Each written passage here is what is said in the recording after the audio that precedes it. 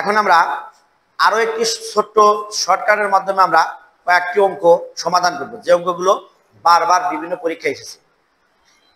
আমার শর্টকাটটি হলো দুজনের একত্রে কাজের সময়, অর্থাৎ যদি দুইজনের একত্রে কাজের সময় চাই, আলাদা আলাদা দুইজনের আলাদা আলাদা কাজের সময় দেওয়া থাকে এবং প্রশ্ন যদি চাই তারা একত্রে কতদিনে করতে পারবে, এই ধরনের যদি প্রশ্ন থাকে তাহলে আমরা করব হচ্ছে উপরে লিখবো কাজের সময়ের গুণফল। আমরা উপরে লিখবো কাজের সময়ের গুণফল, নিচে লিখবো কাজের সময়ের যোগফল, নিচে লিখবো কাজের সময়ের যোগফল। তাহলে চলুন এবার একটি অঙ্ক করা যাক।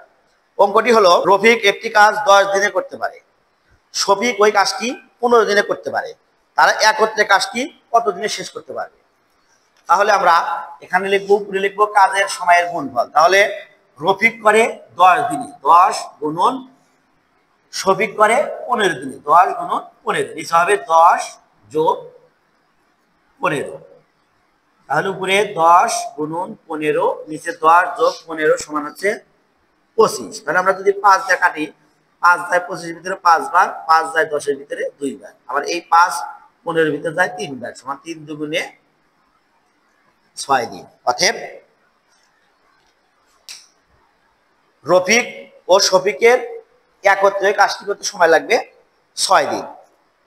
এখন আমরা এই শর্টকাটের মাধ্যমে আরো একটু অঙ্ক সমাধান করব। অঙ্কটি হলো মিতা একটি কাজ 15 মিনিটে করতে পারে,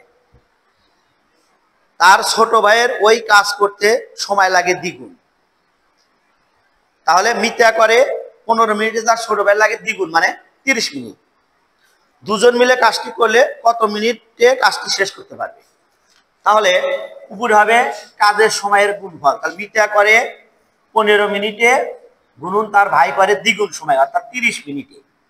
তাহলে নিচে হবে কাজের সময়ের যোগফল। তাহলে হবে 15 যোগ 30 সমান হবে 15 গুণন 30, নিচে 15 যোগ 30 সমান হবে 45। তাহলে আমরা 15 দিয়ে যদি 45 কাটি তাহলে 3 বার, 3 যায় 30 এর ভিতরে 10 বার, সময় লাগবে 10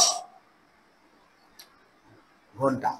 তাহলে মিতা ও তার ভাইয়ের ওই কাজটি করতে, একত্রে কাজটি করতে সময় লাগবে 10 ঘন্টা।